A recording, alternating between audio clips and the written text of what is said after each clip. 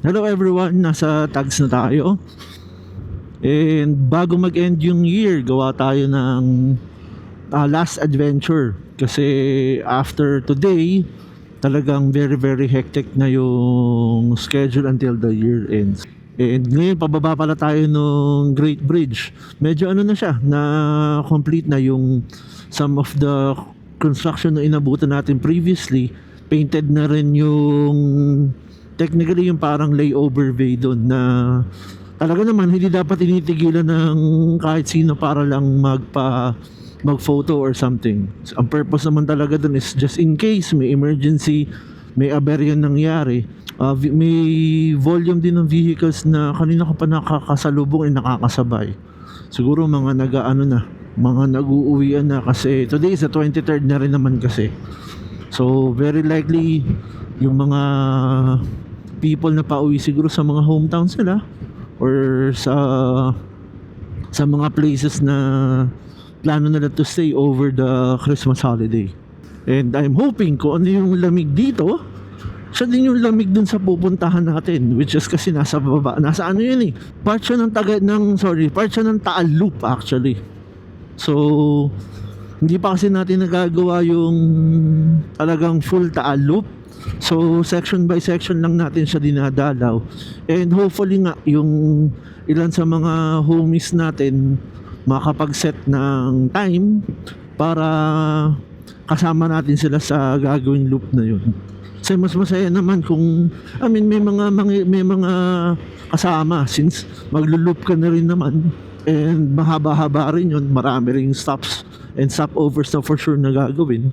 Mas okay talaga na may mga kasama to share yung experience.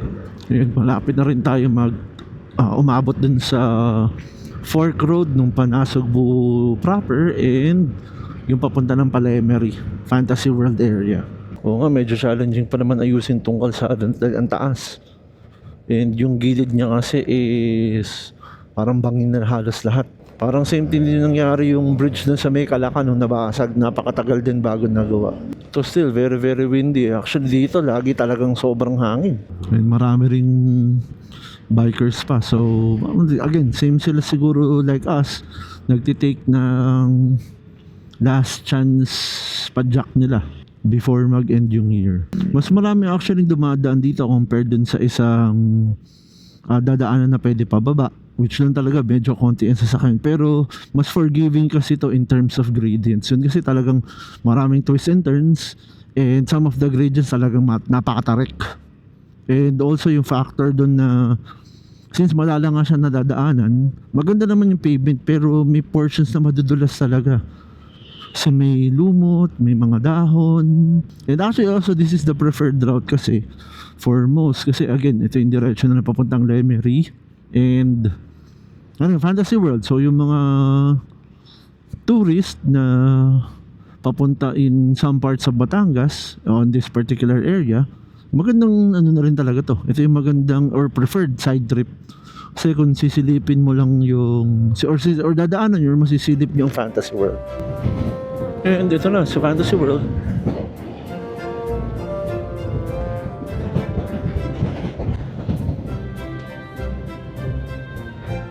And surprisingly clear siya.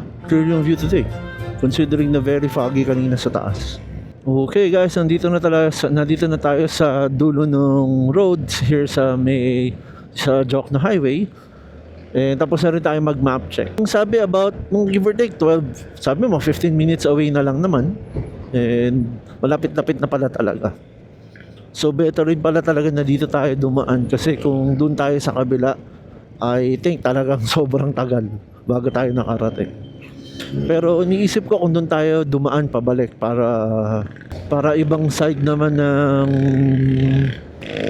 ng Batangas ang makita natin. And meron din kasi nangyari nung last time na gumala kami ni JJ. Doon sa part nung nasa Agoncillo kami, for some reason, and hindi ko rin alam ano nangyari, bakit hindi naka-record yung simula na doon sa kinainan namin up to until nakabalik kami ng Calacan na yata.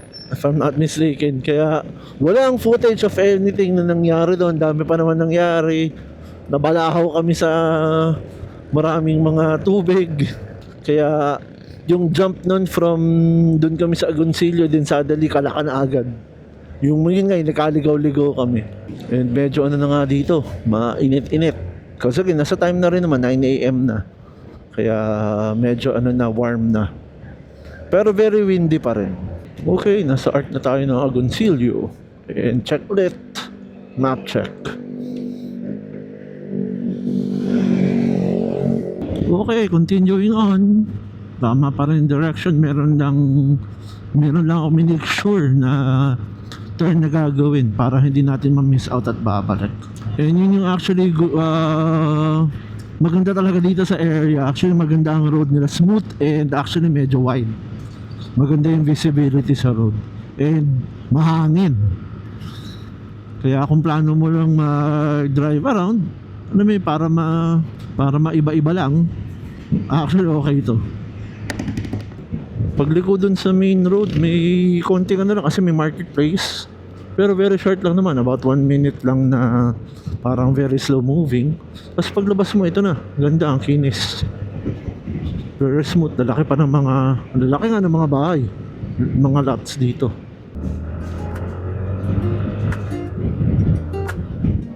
Civic na naka-stands at ang ganda nga.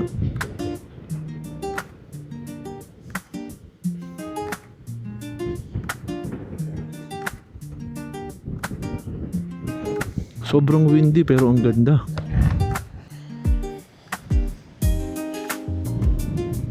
Ayun, mahampas yung water.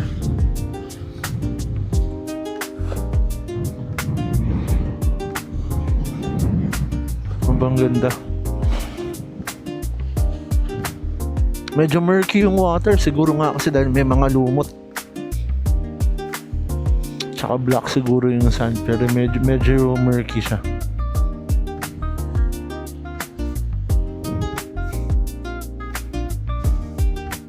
Gandang puntahan to ng ano.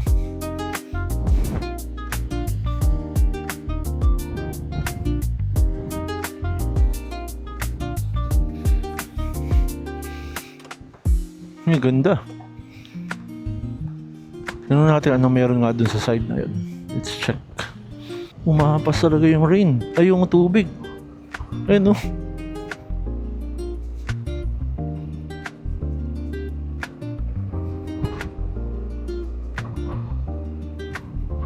Yung sinasabing putol na siya.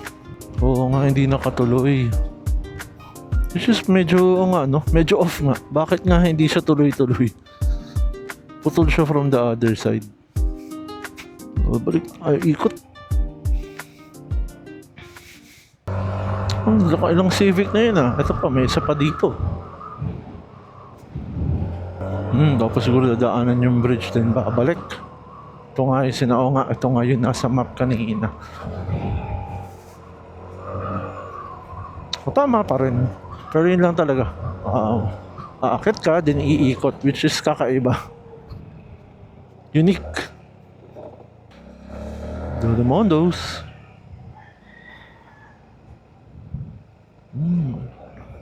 Ito private spot siguro to.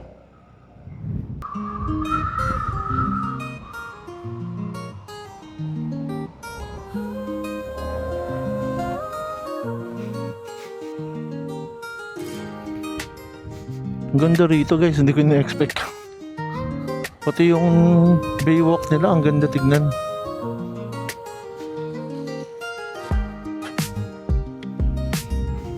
Yung hampas ng waters. Tapos ito may walkway area papunta dun sa may parang ewan ko kung anong fish to.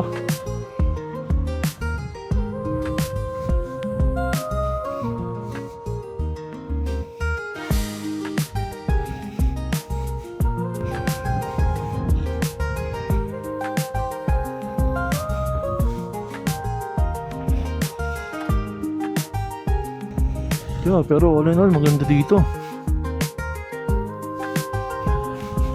Nakaka-relax yung hampas ng waters.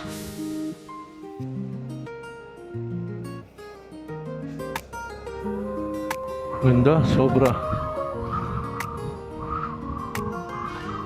Buti na lang naisip talaga natin bumaba dito. May pool and recreational area pa sila dun. So it seems like mukhang may tinatayong maybe baka bahay or resort. Pero may mga tables and chairs eh. Kahit sa restaurant.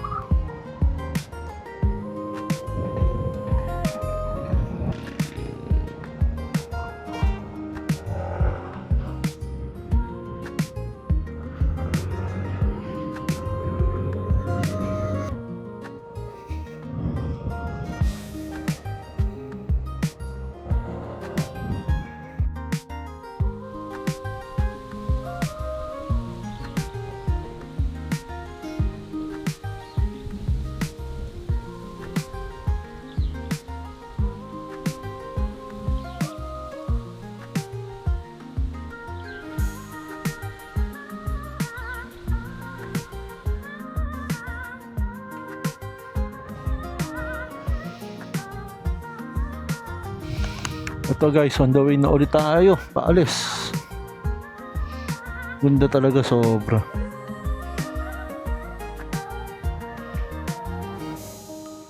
Ano, ganda talaga sobra ng view.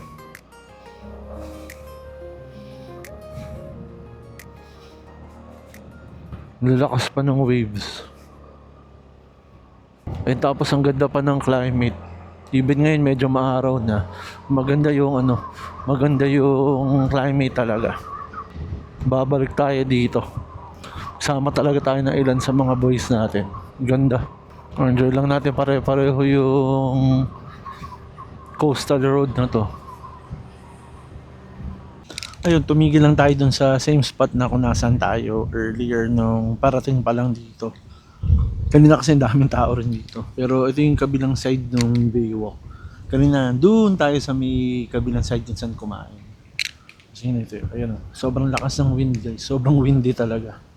Kaya itsura ng Baywalk. May ongoing some construction doon. Saan tayo tumigil. Pero ito siya.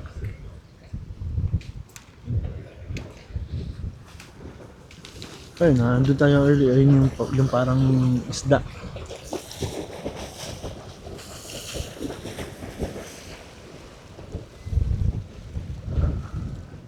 Ayun, yung balyakraba ko. Nahangin talaga. Sobrang windy. Yun, titake lang tayo ng a few minutes of break ulit dito. Then, paproceed na ulit.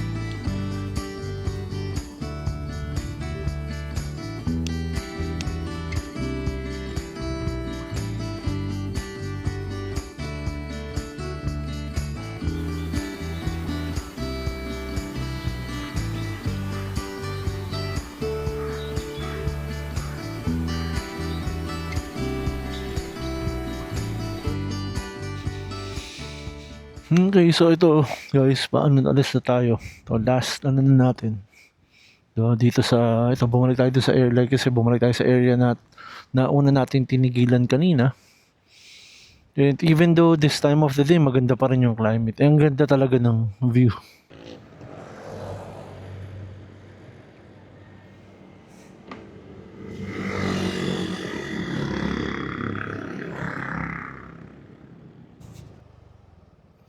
And ito guys, nakaisip na tayo ng dadaanan. So hindi tayo bumalik dun sa Jokno Highway kasi baka maraming sasakyan. And since nandito rin naman tayo sa sa baba nung actually the main road yung sa Agoncillo, Lemery area, umabot na ako dito ng Calaca. Ito lang talagang the good thing about passing sa mga gantong type of road. So again, halos wala talaga kang makakasabay or kasalubong, and you can take your time and your own pace sa pagdaan. And as well as enjoy mga view, mga scenery. I don't remember na nandito na ito mga light post nung huling kami dumaan. Pero it's a good thing kung ganyan na. Ito na, Barangay Kahil na.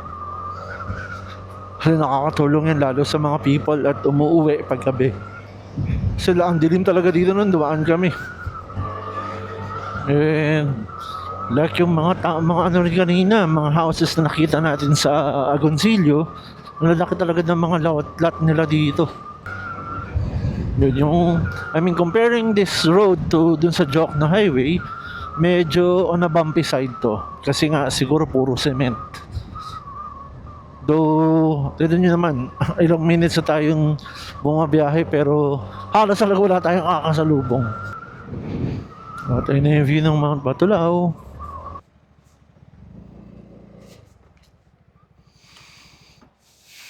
And ito guys, on the way na ulit tayo. Nag-temporary stop lang dito sa lagi kong tinitigilan na place sa may Kalaka, yung overlooking ng Mount Batulao. And we're here. So Tagaytay na ulit tayo. So sabi nga ni Arlene kanina, mas malamig daw, napansin nila, mas malamig daw today than yung previous days. Well, maramdam naman rin naman talaga. Yun dyan. So wala naman na tayo ibang stops for today. Sa ginawa natin, sobrang worth it yung decision na umalis. Kasi I wasn't expecting na ang ganda doon sa baba ng part na yun. Doon tayo somewhere dyan sa part doon sa baba na yun earlier. So yeah, I'm sure na babalik ulit tayo doon to explore some of yung ibang places pa na possibly hindi natin nakita, or even do yung Taal Loop na talaga.